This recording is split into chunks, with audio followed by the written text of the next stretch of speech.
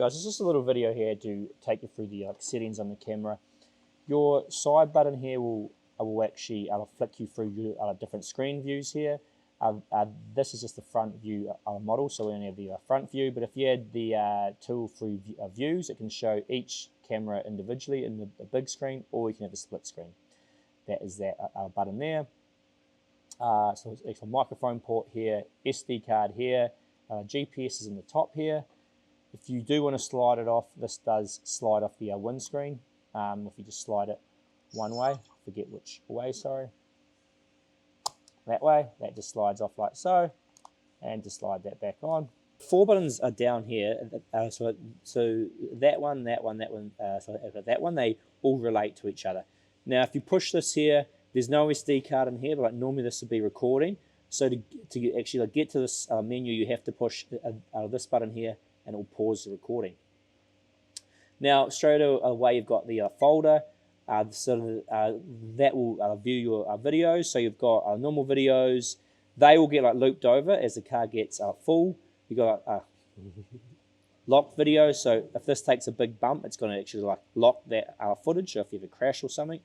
And parking videos are the videos that have been taken while the unit has been in parking mode, which is when your car's off and it's been bumped or something. So you can see these buttons relate down here. So if we went back into here, and you could go across to choose which one, and then press OK to go into it, and you got front video and rear video. Now, if you had the free camera model, you'd also have a third folder. You can also pull the SD card out of here to view the video or go into the app. So go back again. Then you've got parking mode. The P will just change the sensitivity of it. So I guess how much of a bang or a shake the car will need when it's off to start recording.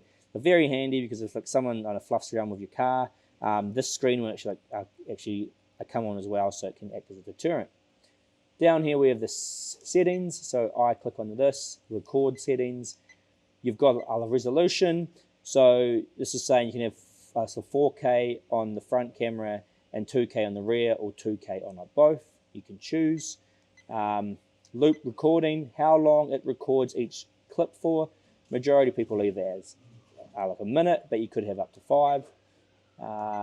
Cam display, that's by default actually what you're going to see on the screen. Do you just want to see the rear? Do you want to see the front and rear?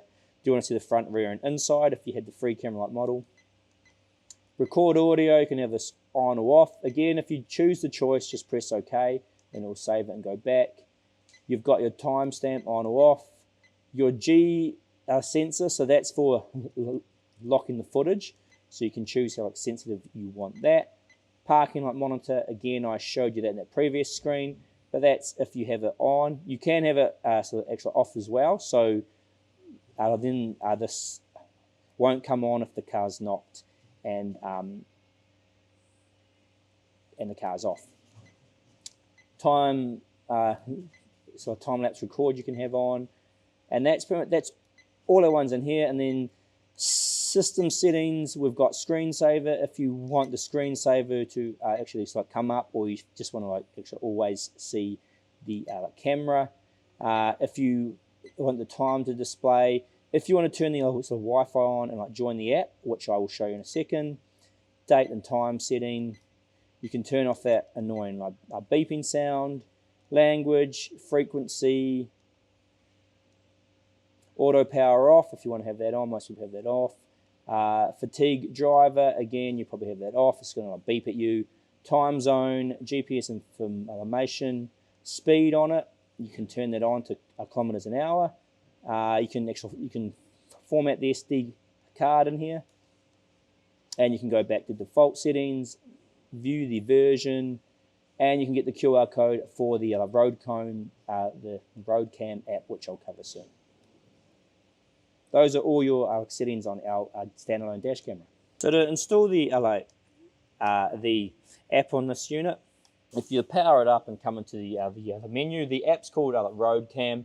But if you pause your recording, get your setting icon up, you can actually go into System Settings, scroll all the way to the very bottom, and you can actually scan this QR code on your phone, just take a picture of it, and that'll take you to the app. It's called a road cam. It looks like this.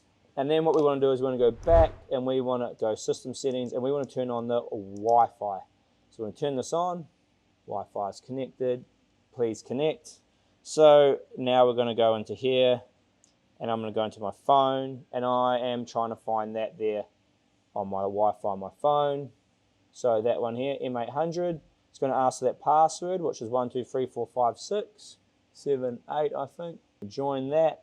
Should say I'm joined. And you can see it's joined now. No internet connection, that's fine.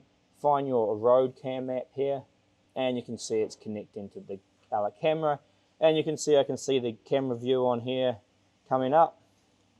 And that's basically it. You can say take a photo or a video. You can view the other memory card, and you can make it try and take a picture. So that's how you access it on the app, and that's how you can view the footage. The other way to view the footage would be on its screen itself, and just go into the folder button here in there. I can't do that while the Wi-Fi is on. So after you've finished using the app and you're not going to use it anymore, you can actually turn the Wi-Fi off, and you can go into the folder and view the footage on the screen on here. Or the other option is you can actually pull the SD card out of here and view it on your computer. So those are your options.